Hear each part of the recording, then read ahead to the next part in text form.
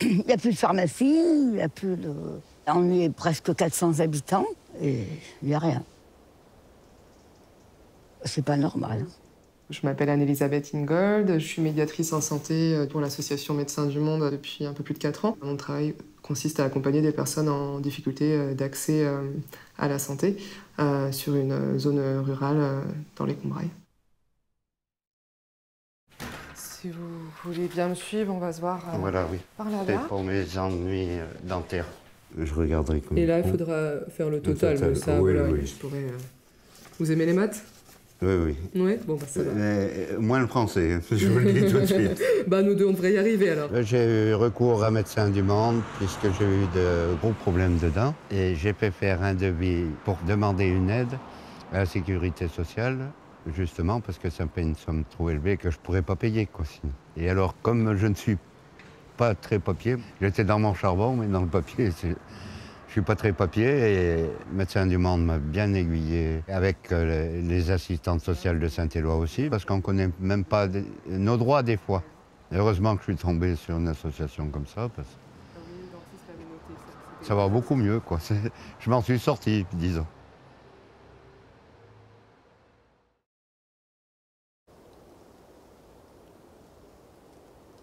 C'était difficile pour vous au niveau de l'accès aux soins? Aux soins, pour m'emmener au docteur, principalement.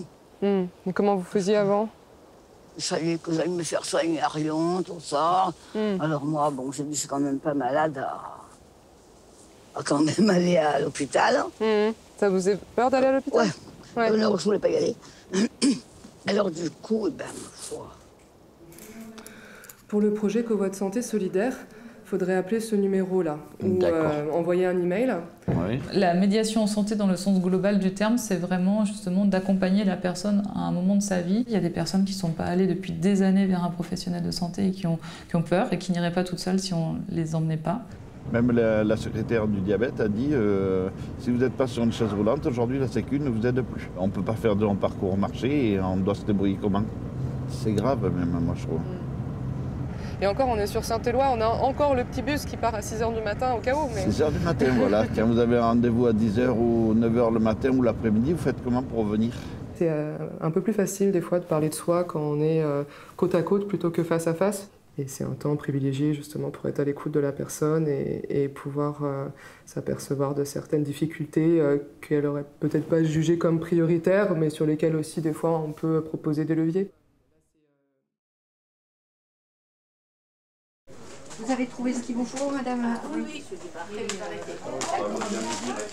La médiation, ça implique un rapport de proximité avec les personnes et voilà, d'avoir une capacité à créer la rencontre et à se fondre un peu dans le paysage local. Bonjour, comment ça va? Ça va. Ça va, à moitié. À moitié? Ouais. C'est vraiment une mission d'aller vers, de rencontrer des publics en précarité et de rencontrer ces gens et de les accompagner justement un maximum pour qu'ils se fassent soigner au mieux. Je connais les Médecins du Monde parce que j'ai déjà eu affaire à eux et ils ont été très gentils pour mes rendez-vous, pour aller chez le médecin et tout parce que j'avais pas de moyens de locomotion. C'est un public du coup en situation de précarité qui rencontre des difficultés pour se faire soigner. Près de la moitié de ces personnes vivent seules, donc c'est vrai qu'elles sont isolées socialement et géographiquement aussi. Il y a aussi tout un travail de sensibilisation aux problématiques de précarité en zone rurale. Des fois, les professionnels aussi ne se rendent pas toujours compte du contexte de vie des personnes parce qu'il y a aussi beaucoup de pudeur pour l'exprimer. Il y a des personnes qui nous sollicitent ou à qui on propose de faire un entretien à 3 au bureau d'une assistante sociale ou d'un médecin généraliste pour établir le lien, la communication, parce que parfois il peut y avoir des malentendus. On ne connaît pas forcément le contexte de vie de la personne. On ne peut pas forcément savoir qu'elle n'a pas de chauffage chez elle, que sa voiture n'est pas en état de rouler, etc. C'est des difficultés financières, des difficultés de déplacement, des difficultés pour trouver des professionnels, parce que des psychologues, voilà, il y en a très peu. En plus, c'est pas gratuit, à part dans les CMP. Les gens ont besoin d'être écoutés et de reprendre confiance en eux. Ouais, je suis pas bien costaud, c'est comme ça.